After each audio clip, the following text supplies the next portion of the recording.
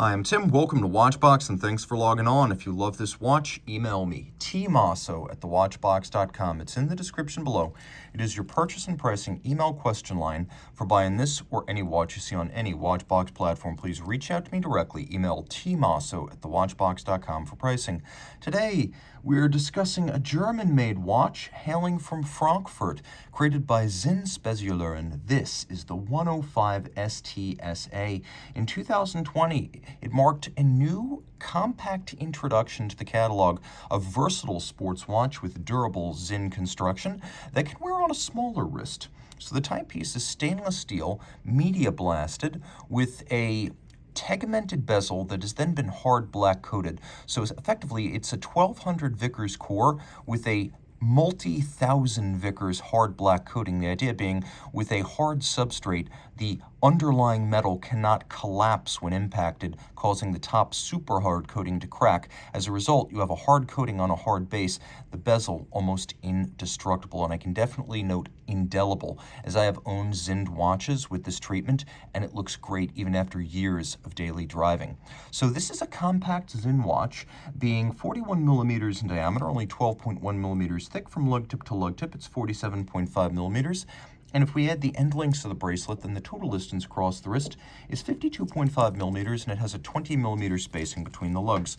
The clasp has a clamshell lock. We pop it open. We can see it's thick gauge steel with a single folding swing arm. That single folding swing arm complemented by a pull-out dive extension, which you can see is thick gauge machined steel. All of this internally is media blasted, same as external.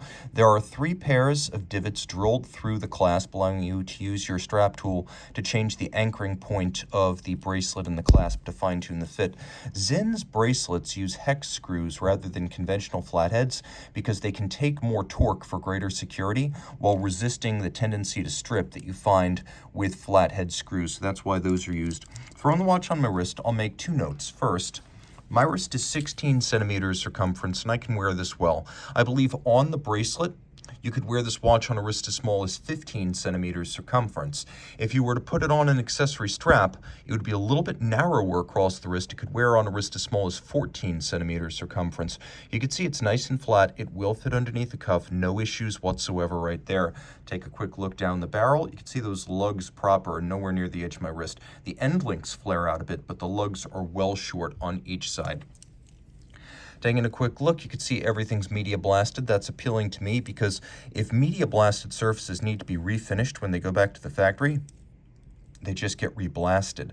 They generally do not need to be machined down, and so they can be refinished without removing material. You can see the lugs have the hard, stepped-out, angular, faceted profile of the famed EZM-1 of 1997, the watch whose mission timer, design ethic, has influenced all of the greatest Sinn case designs. The EZM-1 lug profile truly is the heart and soul of Sinn design, and Sinn's best and most evocative watches feature this lug profile. We have a matching crown screw down with little crown guards, or shear guards, properly speaking. The watch is 200 meters water resistant. We have that bezel, so it's hard black over tegment, so super hard and scratch resistant. It's a 60-click bidirectional bezel with 2 different timing scales. One is a 12-hour count up, and you would align that with the hour hand if you want to choose the hour scale. If you want to use the minute scale, you align with the minute hand, and now you have a 0 to 60 minute count up timer rather than a 0 to 12 hour count up timer. We'll do a quick loom shot here so you can see the bezel as well as all 3 hands are well loomed. It's easy to see this watch in the dark. You can see that the bezel is fixed to the case using screws. This is what's known as a captive bezel. It means if struck or concussed, the bezel can't snap off the way an Omega, Tag Heuer, or Rolex bezel can.